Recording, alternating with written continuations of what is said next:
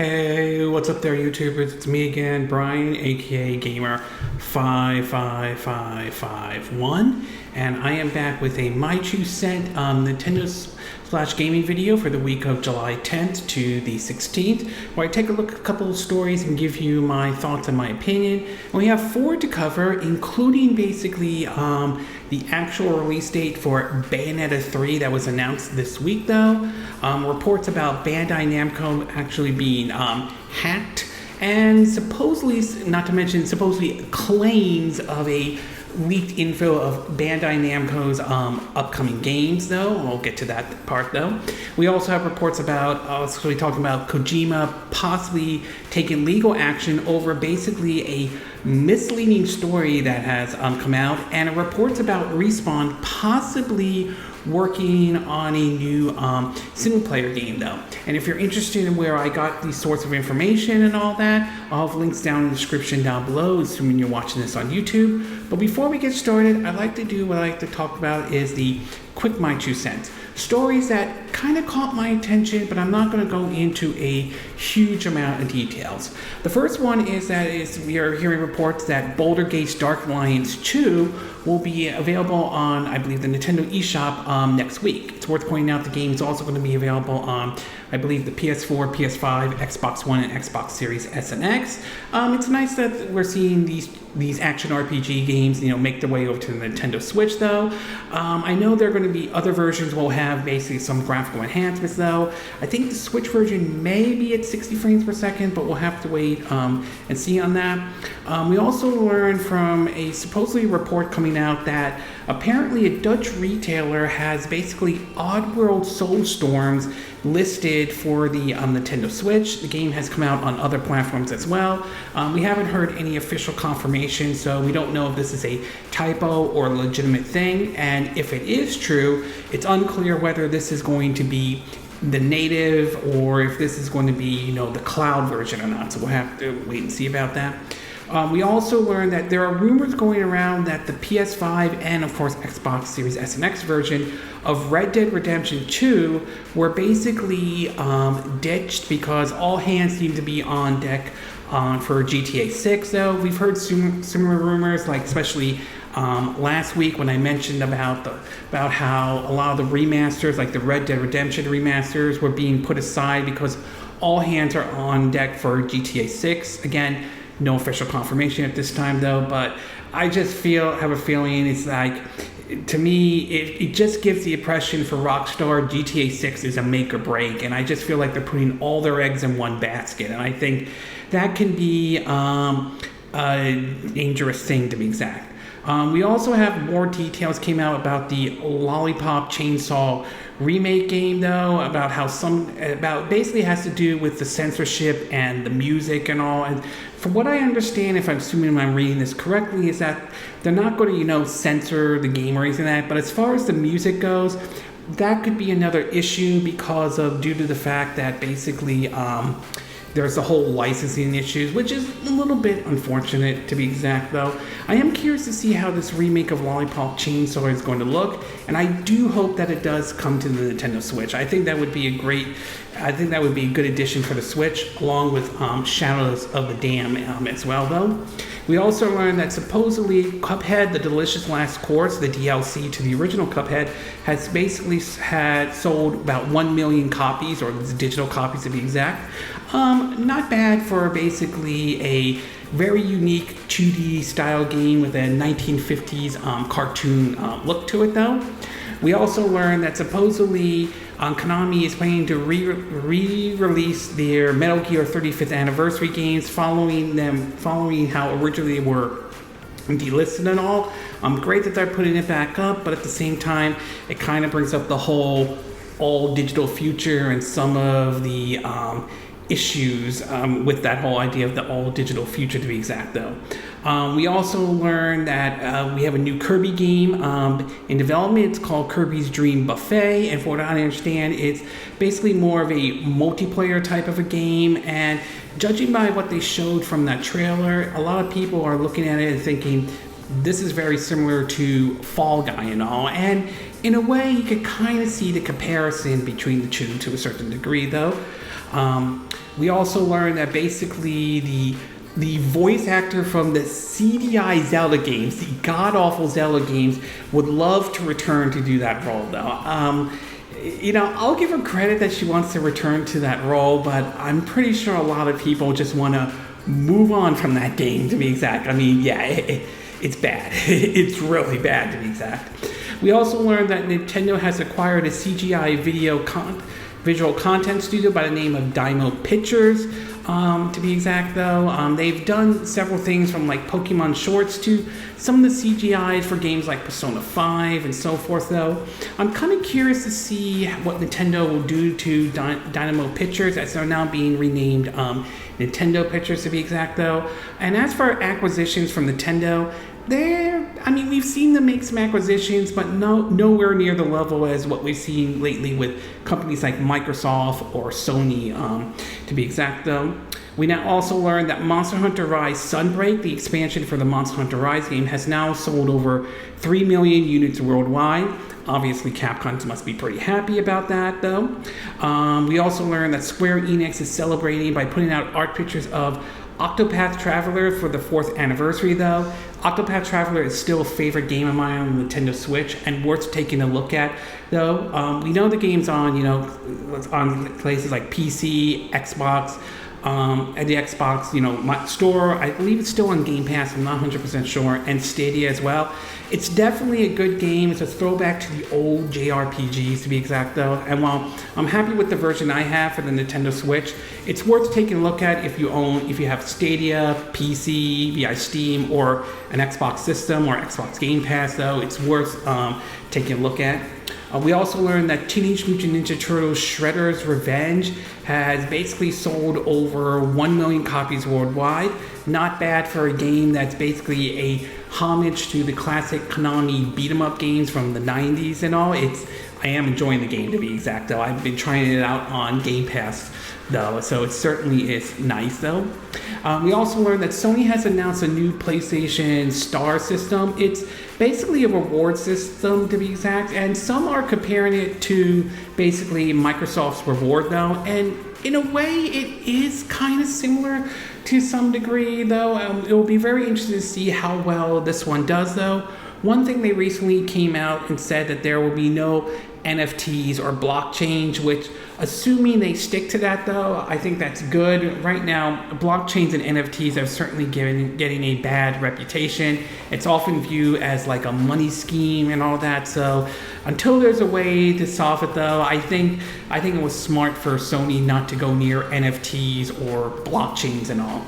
And last but not least, in the movie and TV shows and movie side of things, we are learning that basically Beavis and Butthead will be revived again on August 4th, if I'm getting the date correctly, on Paramount Plus. So the fact that we're seeing the show make a comeback, though, is certainly great. I mean, I think it made a comeback on 2011 back in 2011 on MTV. It didn't really last long, unfortunately, though. So to see it revive on Paramount Plus is certainly nice, though. I've yet to see Beavis and Butthead do Universe. Hopefully we'll get to watching that one soon, but it's nice to see Beavis and Butthead make a comeback, though. I'm curious to see it. I'm looking forward to seeing the great Cornholio return to his fame and glory and all. Okay, with the quick My 2 cent part now done, we'll get started with our first story, and this one has to do with Respawn Entertainment, though. Now, when it comes to Respawn Entertainment, though, obviously most of them remember for games like the Titanfall fame, but also the Apex Legends, the Battle Royale game, though, that has been doing very well for them. And EA, which also owns Respawn Entertainment, and some people, and there are those who still feel that they could one day get the chopping block, and we've seen studios that has happened before, though. But as far as single-player games go, most people also recognize them for doing Star Wars Jedi Fallen Order, a game that came out at a time when EA was not handling the Star Wars license very well. From games like Battlefront 1 not performing very well, to same with Battlefront 2, to the whole controversy with the whole loot box that opened up a whole lot of issues about gambling in video games and in terms of the predatorial practice, to even basically, them canceling several Star Wars games, including single-player games, to be exact, though. And as much as I enjoy Jedi Fallen Order, and I am looking forward to the sequel, though, it is still a game that makes me somewhat angry at how EA handled that license, especially it feels like that it took them this long to produce a good Star Wars game, for once, though, to be exact. Well, anyway, for as far as Respawn, though, obviously they've been doing very well. We know that recently there have been reports that they may be taking in charge of the next Battlefield game. Whether they can become a better success than Battlefield 2042, that remains to be seen.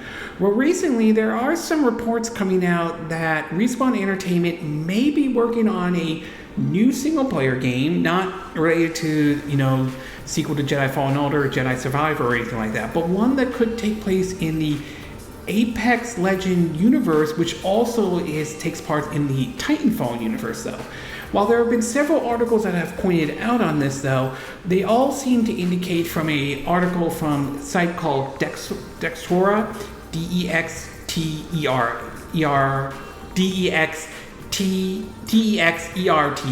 Hard to say that, though. But anyway, according to what the article is saying, it reads that, quote, Respawn Entertainment is working on a new FPS title in the Apex Legend universe, which also happens to be in the Titanfall universe, and it appears to be a single-player game. The new game is in development according to a job listing that are hiring devs for the project. There are a few details to be cleared about what kind of game it will be, beyond being a first-person shooter and a single-player, based on the description of an in combination unit for the new game. I apologize, I'm not saying the name correctly, though. Respawn has previously announced that they were working on a new single-player game, although it's unclear if it's the same in-development title or another one. The job listing for a senior engine system designer on the Respawn website describe it as a Apex Universe FPS Incubation INCUBATION. Apologize I'm not saying the correct title. correctly. Title, presumably a small team working on the game before it's ready for an official announcement, though. Little else can be learned about the game from the job description, other than this particular role will look after a wide variety of systems, including collision, physics, audio, and other technical development aspects. Other roles for the team describe it as a brand new Respawn single-player adventure.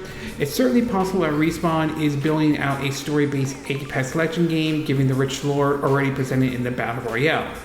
There's also a small but not impossible chance that this game will be related more closely to the Titanfall franchise. Respawn will be keeping their cards close to their chest. There are already some confirmed developers on teams, though, such as Chad Boggs, if I'm saying the name correctly, the technical director. Right now, we simply have to wait until Respawn is ready to reveal more. Apex Legends as a franchise has been a massive success for both the developers and publisher EA, with a mobile version of the game just released in 2022. It's no surprise they want to continue to make the most of this brand. Now, certainly I would be very interested to see what this new single-player game may be from Respawn Entertainment, though. Now, I certainly would be down if it's another entry in the Titanfall series, though. I played the single player in Titanfall 2, and while it's far from perfect, it had some really neat ideas and all that. I mean, the gunplay was good, though. They could have done more with the mech, to be exact, though, but I did like some of the features such as the wall jumping and so forth. So there were some really neat ideas, and it would have been great if they could expand upon it even more in a single-player adventure, to be exact, though.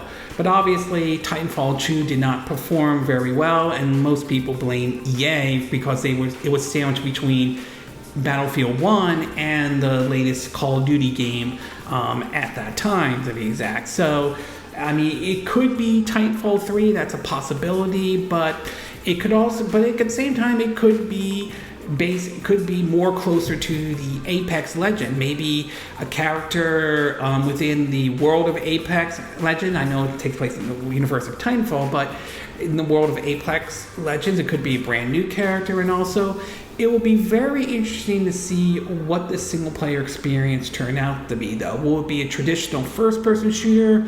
Will it borrow elements from, say, like Borderlands, which is known to do first-person shooter with several RPG elements? So it's going to be very curious to see what this turns out, how this is going to look, though. Now, as far as what systems it will be on, the most obvious ones are going to be pretty much, I'm guessing, PC, PS5, Xbox Series S and X. As far as the Nintendo Switch goes, it's unclear at this time, though, if that is going to happen, to be exact, though. And EA hasn't really, did very little for the Nintendo Switch. I mean, they put several games here and there, but nothing really major, though, so it wouldn't surprise me if this doesn't come to the Nintendo Switch. That being said, though, Apex Legend did make its way over to the Nintendo Switch, courtesy of Panic Button and all that handled the Switch port, so I can't rule out the possibility that this could come to the Nintendo Switch, though. I have my doubts, but I'm not going to entirely rule out the possibility that this Respawn single-player game could maybe make its way over to the Nintendo Switch. I certainly would love to see that happen, though. But overall, though, it's going to be very interesting to see what Respawn Entertainment does with this single-player first-person game, supposedly set in the Apex Legend Titanfall universe, though. And it seems as though EA seems to be relying, I would say, more on Respawn Entertainment than they have been before. Maybe because they don't want to shoot themselves in the foot again and all that. But then again, this is EA, though. But either way, I am curious to see what this single-player FPS game is from Respawn Entertainment, though. Okay, we're going to take a quick break, and when we get back, we'll get to part 2. And this one has to do with Kojima and the possibility that he is going to file a lawsuit over a fake news and all. So we'll take a quick break, and we will be right back.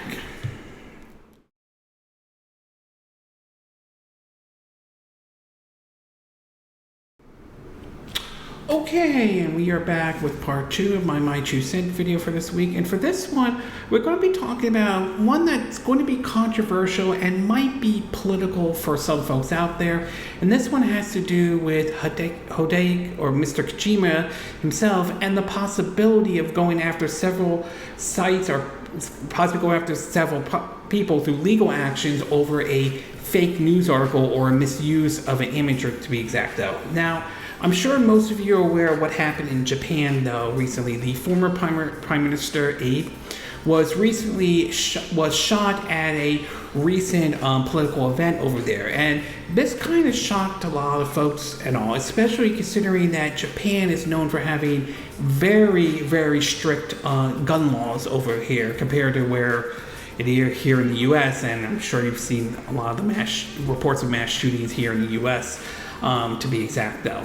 Well, it seems as though some folks decided to turn this into a joke, and what started out as a joke later turned out to be several folks had to not only apologize but delete and change some of their images, to the point where even Kojima Productions may take legal actions against some of these folks. So, in several different articles, this one from The Verge, it reads that, quote, Hideki Kojima Game Studio has issued a response after a fake post circulated across social media and news outlet in the misidentifying Kojima as the assassination of former Japan Prime Minister Abe. In a tweet, Kojima Productions said it strongly condemns the spread of fake news and rumors that convey the false information and will consider taking legal actions in some cases. On Friday, a man was shot and killed during his speech at a political campaign rally. Police captured the shooter and at the scene and was later identified, though. Shortly after an incident, an internet troll on 4chan posted a racist image that linked Kojima's face with that of the shooter via PC Gamer. Another user replied to the post with 3 additional pictures of Kojima that now shows the Metal Gear and Death Stranding designer in a Soviet camp, as well as posting with images of Argentina's revolutionary Che Cheguevara. French comedian Georges Jordito later reshared these images on Twitter as part of a now deleted satire post that said the culprit was a Japanese soccer star. However, Damien Rieu, a far-right French politician associated with the country's nationalist movement, took it seriously and tweeted out the image of Kojima with the text translated to "the far-left killer." As pointed out by Vice, the image was then picked up by Greek and Iranian news outlet that mistakenly used the picture in their coverage of the assassination, though. The far-right politician has since deleted the tweet and has issued an apology to Kojima, noted, "I naively took a joke for information." The Greek outlet, which included an image of Kojima in a broadcast, took its segment off YouTube, while the Iranian newspaper has also corrected the image it used in its report. Honestly, I have to side with Mr. Kojima on this one. Personally, I hope he sues the ass out of these folks, including that far-right French politician, though. I mean, this is the danger of social media in general and the internet, and why I do think a lot of people don't have a lot of faith in places like Facebook or Twitter to clamp down on these misinformation. We've seen what happens, the dangers of what misinformation can do. When we saw how people spread misinformation about COVID, we saw how that led to a lot of deaths and all that. Some of those deaths could have been avoided basically if the proper information came out, though, and there are a lot of people to blame on that, ranging from celebrities, athletes, politicians, and world leaders, to the kind of misinformation we saw during the 2020 elections, which saw basically spread misinformation that the vote was rigged, that ultimately led to the January 6th insurrection at the Capitol building in Washington, D.C. This is a very dangerous thing when we see misinformation like this. And I honestly do side with Kojima on this. I hope he takes legal action against this. This is unacceptable. He should not only go after the news outlet that printed some of these misinformation, but this far-right politician and 4chan itself, considering that 4chan is famous for putting out misinformation and basically very much far-right conditions. So this is truly disgusting and unacceptable for this kind of behavior, to be exact, though. And I think this is, and like I said, this is why people don't have a lot of faith in Twitter and Facebook, especially with Twitter, where you don't know if Elon Musk is going to own Twitter or not. There's a back and forth or anything. He claims he's a free speech advocate, but we've yet to hear how he will handle misinformation or basically cyberbullying and so forth. But in either case, though, I definitely side with Kojima on this.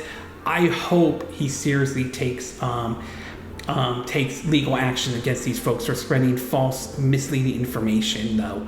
Overall, though, I know some people will find this part to be very political and all that, though, but I definitely think this is the danger of what happens when we allow misinformation to spread online, especially when it comes to celebrities, politicians, anybody in general. And to take advantage over a tragic incident and turning it into a joke, yeah, that tells me just how out of touch some of these people really are, though.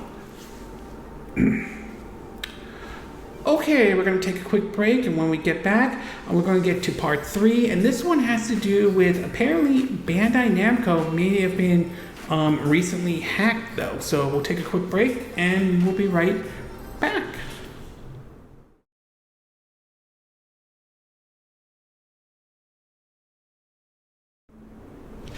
Okay, and we are back with part 3 of my 2 cent video, and for this one, we're going to be taking a look at Bandai Namco and a situation that unfortunately it finds itself into, mostly because it was just reported that it was recently hacked. At the same time, supposedly a leaked image came out, though, although supposedly there have been reports that might have been debunked in a certain way. In an article first posted by Video Game Chronicles, it reads that, quote, earlier this week, a ransomware group called Aulx claimed to have ransomed Bandai Namco, suggested it had acquired confidential files. Now, in a statement provided by VGC, the Pac-Man, Tekken, and Dark Souls publisher has confirmed that it was indeed hacked. According to their statement, excuse me, on July 3rd, 2022, Bandai Namco's Holdings Incorporations confirmed that it has experienced an unauthorized access by third parties to the initial system of several group companies in the Asian region, excluding Japan. The statement reads, after we confirmed the authorization access, we have taken measures such blocking access to the servers to prevent the damage from spreading. In addition, there is a possibility that customer information related to the toys and hobby business in Asian region, excluding Japan, was included in the servers and PCs, and we are currently identifying the status about existence of leakage, scope of the damage, and investigating the cause. We will continue to investigate the cause of this incident and will disclose the investigation results as appropriate. We will also work with external organizations to strengthen security throughout the groups and take measures to prevent reoccurrence. We offer our sincerest apologies to everyone involved for any complications or concerns caused by this incident. Continuing with the article, it reads, according to VX Underground, which bills itself as the largest collection of malware source code samples and paper on the internet, the Aulx ransomware group claimed to have ransomed, Bandai Namco on Monday. Ransomware is a type of miraculous software used by cyber criminals to extort money from victims. Perpetrators will often block the victims' access to their own data by encrypting their files, threatening to release them publicly unless a ransom is paid. This is the latest series of data leaks and hacks involving notable game publishers in recent years. They point out basically this has happened to the developer CD Projekt Red. We've seen this happen to Electronic Arts, and even Capcom had this problem too. Over on basically PlayStation News, and the timing of this sounds like it happened around the same time that this was going on, to be exact. It reports that supposedly there's a leak of basically games that Bandai Namco could be working on, though. They point out games such as Armor Core, Dragon Ball The Breaker, Little Nightmare 3, Dragon Ball Fighter Z Super, Digimon Story Cyber Boost 2, Elder Rings, Barbarian of the Badlands, Tales of Ascension, Tekken 8, Code Vein 2, One Punch Man Fighting Association, and Dragon Ball Xenoverse 3. While this all sounds interesting, there have been several things that have kind of pointed out that this could be false, though. The article from PSU points out that it's interesting to note that the logo for Tekken 8 on the side appears to have been lifted from a YouTube video, so while a sequel will surely happen, in appearance it's probably fabricated, though. So in regards of the hack, to be exact, though, yeah, this isn't really great, to be exact, to have your company get hacked and all that stuff. And the fact that customers' information could have been leaked, yeah, that's not good. And I do hope Bandai Namco gets this resolved as soon as possible. I mean, I wouldn't be surprised if some of these folks file a lawsuit towards Bandai Namco if basically their information was hacked or anything like that. Again, we don't know if that will happen or not. It's too early to tell, but it wouldn't surprise me if that does happen, though. As far as this leak goes, the timing's sort of interesting. I don't think it happened. It may have happened during the hack or anything like that, but I'm not really sure about that. And if what they're saying is true, that the Tekken 8 logo was ripped from a YouTube video, though, then odds are most likely this list is probably fake, which shouldn't be surprising at all. One thing I've learned as a Nintendo fan is that I've seen where people claim to have a list of games that Nintendo will announce at E3 or during their Direct, and 99% of the time those games turn out to be false though. I mean, there's always a possibility it could be true, but it could always just be some false one, like someone spreading, trolling or spreading misinformation. So I wouldn't be surprised if this list is false though. I mean, don't get me wrong. I won't rule out the possibility that another entry in the Armored Core series or basically a Code Vein 2 couldn't happen though. I'm pretty sure they will probably do it one day though. Code Vein 2. Code Vein, I remember that sold very well, so Code Vein 2 is not out of the realm of possibility.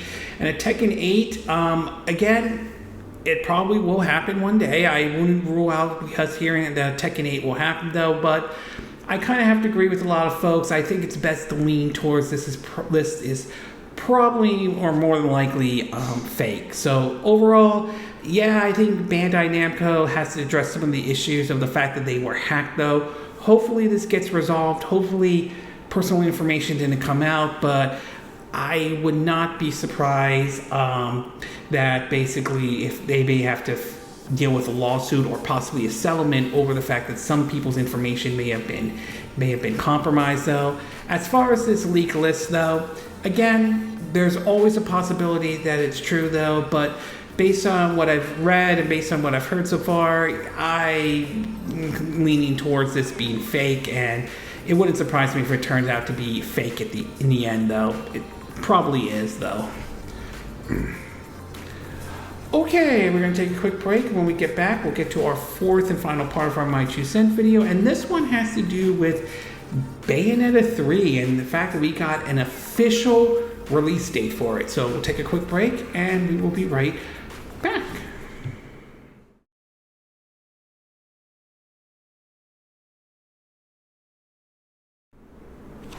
Okay, and we are back with our fourth and final part of our My 2 Cent video, and for this one, we're going to be talking about Bayonetta 3 though. Now, Bayonetta 3 back in 2017 was announced basically during the Video Game Awards that then Reggie Fils-Aimé, then president of Nintendo America, Reggie Fils-Aimé. This was followed with the announcement that Bayonetta 2 and Bayonetta 1 were coming to their new system, the Nintendo Switch. Now, that game had, over the years, faced different kind of development hell. There were those that were concerned that the game would never see the light of day, despite their claim that the game was doing fine. Even Hideki Kamiya made the claim the game was fine, though, but some still had doubts of it, and some of it, and his history of trolling people may have not helped that situation, though. Then, of course, I think in 2021, we got first look of gameplay footage of basically Bayonetta 3, and it definitely was one of the games I was looking forward to when the game came out and all that stuff. And now we officially have an official release date for basically Bayonetta 3. It has now been confirmed, if I could get it right, and there have been several articles about it, have now pointed towards the game will launch on October 28th, 2022. This was shown during a brand new trailer for basically Bayonetta 3 to be exact though, and judging from what they showed in the trailer, it definitely looked really great. We have a new character by the name of Viola though, which some feel kind of reminds them a little bit of maybe like Neo from Devil May Cry 4 and 5 to be exact though. There have been theories about this being like a multiverse to be exact, so we'll have to wait and see if that turns out to be true or not. On top of that, they confirmed that supposedly, according to from Nintendo Life, they've confirmed that basically Nintendo has also confirmed that a special edition of the game for retailers, which will include an art book and 3 reversible sleeves for the entire Bayonetta trilogy, with more details and and pre-orders information confirmed for the future. They concluded that a Trinity Masquerade, if I'm saying the name correctly, edition will also be available via selected retailers and the My Nintendo store. Get up to close and personal with the beauties and the beasts of Bayonetta 3 with a full color 200-page art book, and display the whole Bayonetta trilogy with 3 reversible game cases though, one for each title, that combines the stunning Paranatic, if I'm saying it correctly, artwork. More details about this edition and pre-orders will be revealed in the future. hopefully this pre-order this one, the limited edition, which one I would definitely get. I'm hoping that this one is handled better than what we saw with Xenoblade Chronicles 3 and how that turned out to be, with not to mention the whole thing popping up on eBay, although I wouldn't be surprised if we see this situation though. Speaking of which though, speaking of the fact that they have a reversible cover for the original Bayonetta, it's been confirmed by Nintendo that they will confirm a physical edition of the first Bayonetta will launch this year along with Bayonetta 3. According to the article, it reads that, quote, in addition, and this is from Nintendo Life, in addition to Nintendo has also announced that a physical edition of the first Bayonetta game will launch later this year, which means the entire trilogy will be available in physical form though. They mentioned that mentioned on Nintendo's UK Twitter, they said a physical edition of the first Bayonetta will also be launched later this year. Stay tuned for more information. They said that this makes sense of course, considering that special edition of Bayonetta 3 will come complete with 3 custom sleeves to use for each physical game, link them together from one consecutive design. Nintendo has also confirmed that the physical edition will be available in limited quantity, so you best pick it up if you want to. So it will basically be available, looking at $30 to be exact though. The game as a standalone physic will be released on September 30th though. Hopefully there will be enough available for people to get though, although a little worried how this could just end up on eBay. We've seen how the situation plays out with the PS5 and all. And last but not least though, we've learned that basically Bayonetta 3 will have supposedly a family-friendly mode into it though. This one from The Verge, it reads that, quote,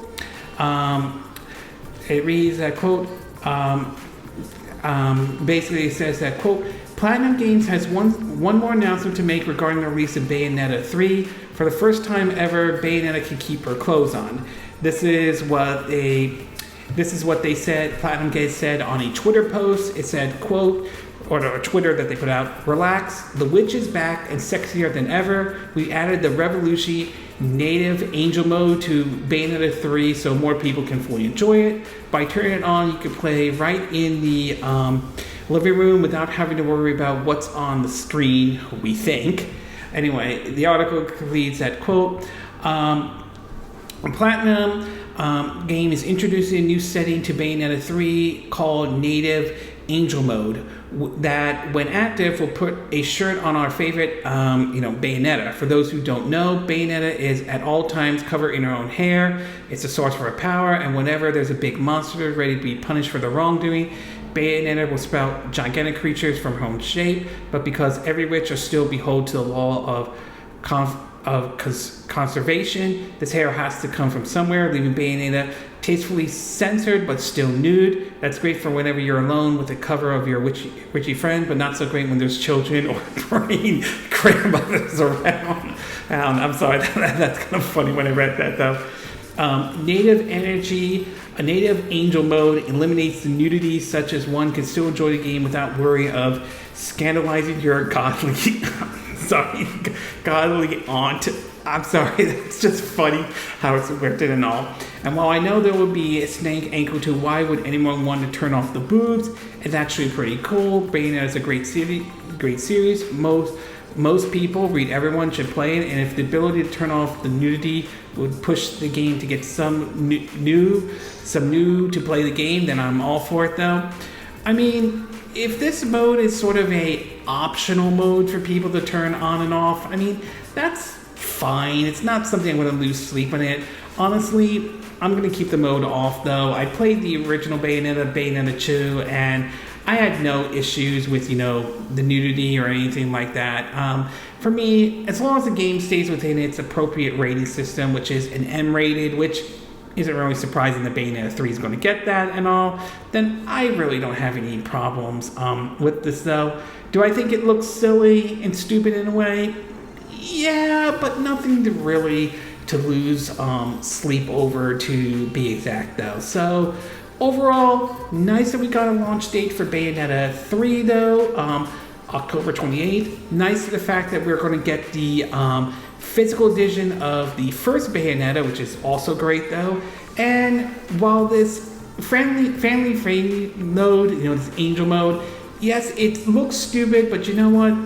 As long as it's an optional choice, it's something you could turn on and off at any time you want to, then I really don't see what the big deal is over this one. So I'm not really losing sleep over it.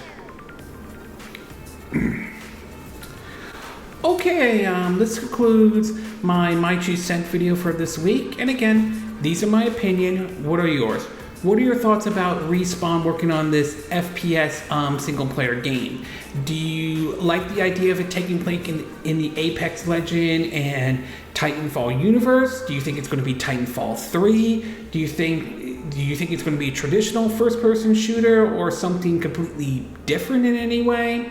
What are your thoughts about Kojima possibly filing a lawsuit against a far-right French politician in these news outlets? Do you think he's in the right to do this? Do you think they should sue him over the fact that they try to make a joke about the former Prime Minister of Japan's assassination and accusing him of assassinating the former Prime Minister of Japan? What are your thoughts about this Bandai Namco hack and also this leak, though? Do you think that this hack is very damaging? Do you think we could see some of the folks might sue Bandai Namco over this, though? And do you think some of this leak is that of these leaked games like Tekken 8 or Code Vein 2, do you think it's real? Or do you believe it's most likely, like I do, that's fake? And what are your thoughts about Bayonetta 3? Are you looking forward to getting that game? Are you looking forward to trying to get the collector's edition? And this family-friendly mode, do you think it's a big deal or not a big deal? Do you agree with what I said in this video? Do you disagree? As always, sound off in the comment section below. Let me know what you think. And if you do like this video, I hope you hit the like button. I would appreciate it. And I hope you do subscribe to my YouTube channel. If you do, make sure you hit the bell icon for notifications of any new videos I put up.